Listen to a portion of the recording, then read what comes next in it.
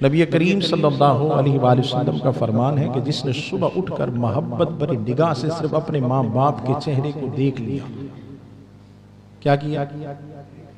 صرف دیکھ لیا، خدمت کی بات نہیں ہو رہی۔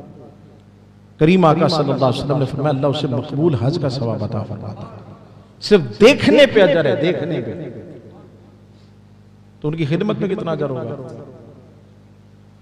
اور آج ہمارے رویے ماں باپ کے ساتھ بات سمجھا، یہ تو وہ خوبصورت تحفہ ہے۔ میں چونکہ یہ تو اب قبلہ مشتاق وسیع صاحب دامت برکات میں عالیہ اور جتنے وہ احباب جن کے پاس یہ نعمت نہیں، ان سے پوچھیں۔ میں تو ایک سادہ سی مثال دیتا ہوں اپنے جوان بھائیوں کو سمجھانے کے لیے۔ ایک سایہ دار درخت ہوتا ہے نا، سایہ دار درخت، سخت گرمی بھی ہو تو ہم اگر اس درخت کے سائے میں بیٹھیں تو ہمیں ٹھنڈی ہوا ملتی ہے کہ نہیں ملتی؟ جی، اس دھوپ سے بچ کر ہم آتے ہیں کہ ہمیں چھاؤں مل جائے۔ یاد رکھیے گا ماں باپ بھی اس سایہ دار درخت کی مثال ہے ان کی۔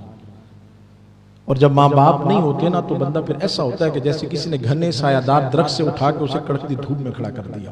یہ ماں باپ ہی ہوتے ہیں جو ساری تکلیفیں اپنے اوپر لیتے ہیں، ساری دھوپ خود برداشت کرتے ہیں، لیکن بچے کو گرمی نہیں لگنے دیتے۔ وہ نوجوانوں اپنے ماں باپ کی عزت کیا کریں، اپنے ماں باپ کی قدموں کے جوتے بن جائیں، تکلیف نہ پہنچایا کریں۔